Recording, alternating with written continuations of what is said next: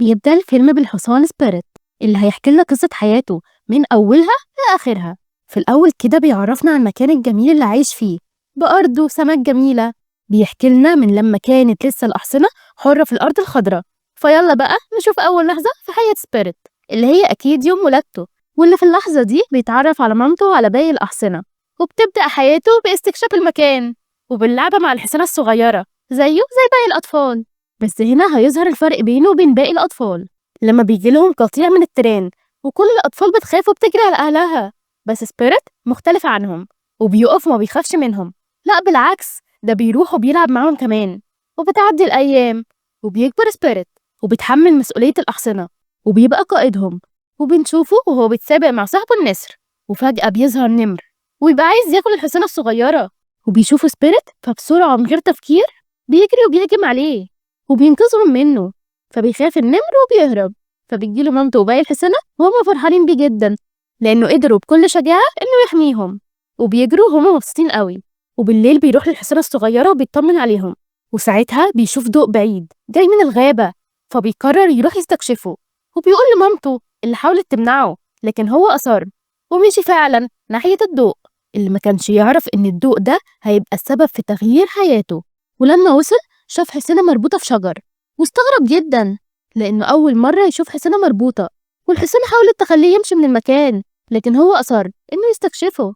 وبيشوف ناس نايمة على الأرض وبيستغرب جدا لأن أول مرة يشوف بشر. وفي اللحظة دي الناس بتصحى وبيشوفوه وبينبهروا من جماله وبيحاولوا يمسكوه، لكن هو بيجري منهم وهم بيجروا وراه، وبيفضل يجري لحد ما بيوصل لمامته. ولما بيحس إن هم لسه وراه ووصلوا له بيطلب من مامته وباقي الحصانة إن هم يهربوا بسرعة، وبيرجع لهم هو عشان يبعدهم عن مامته وباقي الحصانة. هو بيجري وبيحاول يهرب منهم بس للأسف بيقدروا يمسكوه، بس هو ما بيستسلمش وبيفضل يقاومهم، لكن بيربطوا بحبال كتيرة جدا وبيتمكنوا منه. وهنا بتشوفوا مامته وبتبقى عايزة تروح له وتساعده، لكن هو بيخاف عليها لا يمسكوها هي كمان وبيمنعها، فبتضطر إنها تسمع كلامه وتهرب هي والباقي. وطبعا حصانة الصيادين بيكونوا زعلانين على سبيريت بس للأسف ما يقدروش يعملوا له حاجة، وبياخدوا الصيادين وبيمشوا. وسبيريت ما بيبقاش عارف مصيره ايه، لكن المهم بالنسبة له إن مامته وباقي الحصانة في أمان. وهنا بيشوفوا النسر صاحبه وبيزعل عشانه جدا، وبيشوفوا سبيريت وبيستنجد بيه، لكن النسر ما بيقدرش يعمل له حاجة. وبعد مشي كتير بيوصلوا للمعسكر وبيندهش سبيريت جدا من اللي بيشوفه، حصانة وجنود كتيرة جدا ومبيبقاش فاهم ولا عارف حاجة، كلها حاجات جديدة عليه وبيحاول يهرب منهم لكن ما بيعرفش. وفي اللحظة دي بيجي قائد المعسكر وبيضرب طلقة في الهواء عشان يهدي سبيريت، وبيعرف إنه حصان بري أصيل وبيطلب من الجنود إنها تروده. فبيتضايق منه سبيريت وبيكسر له عصايته وبيفهمه إنه مش خايف منه، وبيبص له نظرة كلها كره، فبيربطه وبيجيب له واحد عشان يحلق له، لكن سبيريت هيسكت؟ لا طبعا، وبيعضه. فبيتضايق الراجل وبيربطه أكتر عشان يعرف يقصله شعره، لكن سبيريت هيسكت؟ لا طبعا. عمل إيه؟ ضربه ووقعه على الأرض فربطه أكتر، فسبيريت ضربه أكتر ووقعه على الأرض تاني. وباقي الحصانة إيه؟ وقفت تتفرج وعمالة تضحك. عندهم حق، ده مسح بكرامة الراجل الأرض. فالراجل بيعمل دماغه بدماغ الحصان وبيقول يا أنا يا هو. فمين اللي كسب بقى؟ هو سبيريت.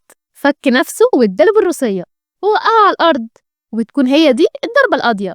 فهنا بيأمر القائد جنوده بترويض سبيريت، وفعلا بياخدوه وبيلبسوه الجام عشان يقدروا يسيطروا عليه. وأول جندي حاول يروضه فضل سبيريت يتنطط ويلف بيه لحد ما وقع على الأرض، وراح باصص للقائد كده بصة كلها تحدي، تحس إن في طار بايت ما بينهم. وجه الدور التاني برضه نفس الحكاية، طيره ووقعه ومشي بكل فخر وهو فرحان من نفسه جدا، والكل بقى خايف منه. والحصانة إيه وقفت تتفرج عليه ومستمتعة وبتضحك، وفضل كده يوقع واحد ورا التاني واحد ورا التاني ومحدش قادر عليه. وبعد إنجازاته دي جري وراح واقف قدام القائد أكنه بيتحداه، وعطاه نظرة اللي هو اللي يعرف يروضني يفرجني. فالقائد بيأمر جنوده إن هم يربطوه محدش يديله لا أكل ولا شرب لمدة 3 أيام. وفعلا بيربطوه وهو بيفضل يحاول يفك نفسه لكن ما بيعرفش، والدنيا بتليل. فبيبص للسما وبيفتكر مامته وباقي الحصانة اللي مفتقدهم جدا زي ما هم مفتقدينه. وتاني يوم بيكون عطش جدا وبيشوف القائد وهو بيشرب مية قدامه وريقه بيجري عليها، بس أول لما القائد بيبص له بيعمل فيها ولا همه، كرامته برضه فوق كل شيء. وهنا بقى بنشوف الجنود ماسكين واحد اسمه كارك وبيودوه للقائد، وبيقولوا له إنه كان بيسرق من الأكل بتاعهم، فبيأمرهم إن هم يربطوه من غير أكل ولا شرب. وهنا بيشوفوا سبيريت وبيحس إنه مختلف عن الباقيين، وبيشوفوا كيريك وبيعرف إنه حصان أصيل وبيحاول يلعبه، لكن سبيريت ما بيسألش فيه، اللي هو أنا لاعب شخصيتك جامد دلوقتي، ما تخرجنيش بره الشخصية. وبالليل بيستغرب سبيريت لما بيسمع كيريك وهو بيعمل صوت غريب وأكنه بينادي على حد بره المعسكر، وفعلا فجأة بتتحدف سكينة جنبه فبياخدها بسرعة وبيخبيها. وهنا بيجي القائد وجنوده، ولما بيعرف منهم إن سبيريت عدى عليه 3 أيام من غير أكل ولا شرب بيقول هو ده الوقت المناسب لترويضه، لأنه أكيد تعبان دلوقتي. وفعلا بدأ في ترويضه، وفضل سبيريت يجري ويتنطط ويخبطه عشان يوقعه، لكن ما بيقدرش ويبان عليه التعب. فبيفرح القائد جدا وبيقعد بقى يتفشخر بنفسه قدام جنوده إنه قدر يروضه، وبيفضل يديهم خطبة. فبيتعصب سبيريت منه وبيقول أنا محدش يعظم نفسه على حسابي، وبيطيره وبيوقعه على الأرض ويبص له بصة اللي هو مين الجامد ناو. فبتفرح الحسادة جدا من سبيريت، وكيريك كمان بيفرح قوي. فالقائد بيتعصب جدا طبعا، وتحسه دماغه بقت بتطلع شياط، وراح ماسك مسدس وبقى عايز يضرب سبيريت، لكن كيريك بيفك نفسه بسرعة وبينقذه وبيمسك في سبيريت. فسبيريت بيجري بسرعة، وهو بيجري بيحرر شوية حصانة في طريقه ما يطرش. وكيريك كمان بيخطف بندقية من جندي وبيدخلوا اسطبل الحصنة، وكيريك بيضرب قفل الباب فبيهربوا ووراهم باقي الحصنة لغاية ما وصلوا عند باب المعسكر. ومين كان هناك؟ الراجل اللي سبيريت مسح بكرامة الأرض. فسبيريت بصله كده وقال له ده انت مصمم بقى، ومسح بكرامة الأرض العاشر مرة، وعدوا عليه وجريوا بأقصى سرعة، وكل حبة راحوا في حتة. وسبيريت بيكون فرحان جدا إنه راجع لمامته. وفي اللحظة دي بيصفر كيريك، فبتجيله الفرسة بتاعته اللي اسمها ريان، وكمان بيجي 2 من صحابه اللي بيربطوا سبيريت بالحبال. فبيتضايق لأنه افتكر نفسه بقى حر خلاص. وعلى بالليل بيكونوا وصلوا للقبيلة بتاعتهم، وبيفك كيريك لجام سبيريت اللي مضايقه. وتاني يوم بيصحى سبيريت من نومه بيلاقي جنبه تفاح، فبيفرح جدا وبياكل منه. وبيشوف ريان اللي واضح إنه أعجب بيها من أول نظرة، فحاول يلفت انتباهها بقى بشخصية الجامد، لكن هي ما سألتش فيه وراحت تلعب مع كيريك وهي مبسوطة جدا. هيتنفض لك يا سبيريت. وهو فضل يتفرج عليهم وهو متضايق طبعا، غيران منه ازاي يعني ترفضه هو وتروح تلعب مع بني آدم. كان مستغرب الموضوع قوي. وبعد كده حاول كيريك إنه يروض سبيريت، لكن معرفش، وتعصب عليه سبيريت وخرجه بره.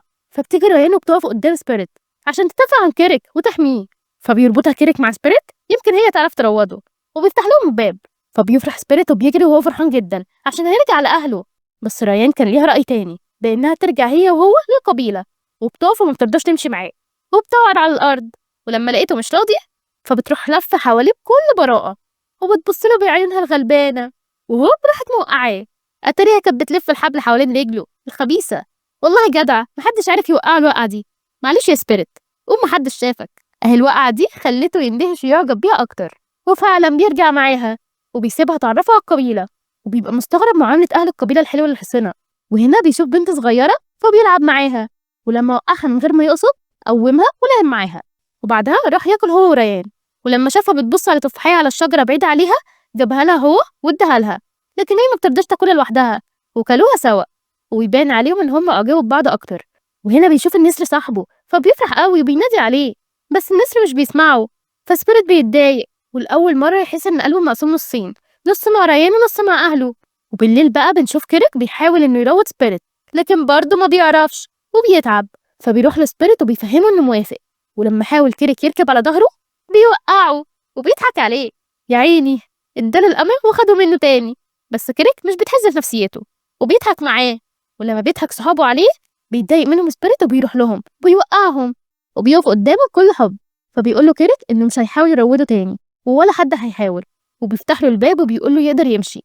فبيستغرب سبيريت في الأول وبتردد، لكن مع إصرار كيريك بيمشي فعلا وبيجري وهو فرحان عشان هيرجع لأهله.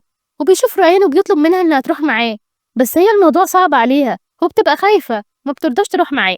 وفي اللحظة دي بيسمعوا صوته بيتفاجئوا بالقائد وجنوده بيهجموا على القبيلة، فبيرجعوا بسرعة عشان يساعدوا القبيلة. وكيريك بيشوف ريان وبياخدها وبيهجموا على القائد، بس القائد بيضربهم بالمسدس وبيقعوا في البحر. وبيشوفهم سبيريت فبيجري عليهم وبينقذ كيريك من القائد اللي كان عايز يضربه بالمسدس. وبعدها بيجري ورا ريان اللي المية خدتها لبعيد، وبينط وراها في المية وبيقدر يوصلها فعلا، وبيفضل يحاول انه يخرجها من المية، لكن المية كانت أقوى منه وبتسحبهم وبيقعوا من فوق الشلال. وبيطلع سبيريت وبيشوف ريان نايمة على الشط وبيروح لها وبيلاقيها تعبانة ومش قادرة تقوم، فبيفضل جنبها طول الليل وهو زعلان عليها جدا وبيتمنى إنها تبقى كويسة، بس بيتفاجئ بالجنود اللي بيجوا بيربطوه وبياخدوه بالعافية، وبيسيب ريان غصب عنه. لكن بيجي كيريك وبينقذها، وبيشوف سبيريت وبيقرر إنه ينقذه زي ما أنقذ حياته. وهنا بتوصل الجنود للقطر، وبيركبوا سبيريت في عربية الحصينة اللي سرقوها من القبيلة. ولما بيشوفوه بيفرحوا جدا، لكن هو بيكون حزين قوي لأنه فاكر ريان ماتت، وبيفضل يفتكر أهله وحياته طول الطريق. وأخيرا بيوصل القطر وبينزلوه هو باقي الحصينة، ومبيبقاش فاهم حاجة ولا عارف هما جابوهم هنا ليه، لكن كل اللي بيفكر فيه إنه يلاقي طريقة ويحاول يهرب ويرجع لأهله. وهنا بنشوف كيريك اللي حضر نفسه عشان ينقذ سبيريت، وفي نفس الوقت بنشوف سبيريت اللي ربطوه هو وباقي الحصينة عشان يجروا عربية القطر، وفعلا بدأوا يسحبوا العربية. وبيشوف سبيريت طريق القطر اللي هيمشوا فيه، فبيفهم إنه موصل لمكان مامته، فقرر إنه لازم يمنعهم وبيعمل مشكلة. فبيلاحظ إن لما وقف القطر رجع لورا، وده معناه إن الحصينة لو ما سحبتش القطر هيرجع لورا ومحدش هيقدر يوقفه. فبيرمي نفسه على الأرض وبيعمل نفسه ميت، وافتكروه مات فعلا وبيسحبوه بعيد. لكن بيفك نفسه وبيفك شوية من الحصينة وبيقول لهم يهربوا. فبيلاحظ العربية بترجع لورا، فراح محرر باقي الحصينة وقال لهم يهربوا. وبكده عربية القطر فضلت من غير حصينة وقعدت ترجع لورا، والعمال مش قادرين يوقفوها. ولما حاول سبيريت يهرب العمال ربطوه بسلسلة، لكن قدر يهرب منهم برضه، بس وقع والقطر كان هيقع عليه. فبيجري بأقصى سرعة والقطر وراه، وبيفضل يجري وهو وراه لحد ما بيوصل للقطر التاني.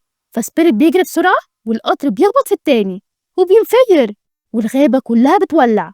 وسبيريت بيفرح جدا باللي عمله وبيحس بالانتصار، وبيفضل يجري عشان يخرج من الغابة اللي قربت كلها تولع. لكن السلسلة اللي كانت في رقبته بتشبك في جذع شجرة، ما بيقدرش يفك نفسه. بس في اللحظة دي بيجيله كيريك في الوقت المناسب وبيفكه، وبينطوا سوا في البحر. ولما بيفوق سبيريت بيشوف كيريك، فبيعرف ان هو اللي انقذه، وكان مبسوط قوي انه شافه تاني. فبيروح له وبيرميه في المية وبيفضلوا يلعبوا ويهزروا مع بعض. وفجأة بيظهر لهم القائد وجنوده وبيضربوا عليهم نار. يا دي النيلة، مش عايزين يسيبوهم في حالهم. قلبه اسود قوي القائد ده. فبسرعة كيريك وسبيريت بيجروا منهم، بس كيريك بيقع على الارض. فبيرجع له سبيريت وبيركبه على ظهره. فبيفرح كيريك جدا ومبيبقاش مصدق نفسه ان سبيريت سمح له اخيرا انه يركب على ظهره. وبتفضل الجنود تطاردهم وتضرب عليهم نار، وبيقدر كيريك انه يتخلص من الجنود واحد ورا التاني بطريقه ذكيه جدا. وفضلوا يجروا لحد ما لقوا نفسهم فوق حافه جبل، ومفيش طريق قدام سبيريت غير الجبل اللي قدامه.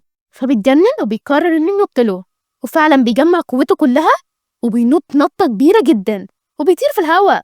والقائد وجنوده بيندهشوا لما بيشوفوا المنظر ده، وفعلا بيقدر يوصل للطرف التاني وبيفرحوا جدا لانهم قدروا ينطوها. مش قلتلكم سبيريت ده جامد؟ ولما جه جندي يضربهم بالنار بيمنعوا القائد وبيحييه على شجاعته واصراره وبيمشي. وهكذا انتهى التحدي اللي كان بينهم وعم السلام. فبيفرحوا جدا وبيقعدوا يرقصوا، وبيركبوا سبيريت على ظهره وبياخدوا وبيجري بأقصى سرعة، وبيبقوا هما الاتنين في قمة سعادتهم لحد لما بيوصلوا للقبيلة.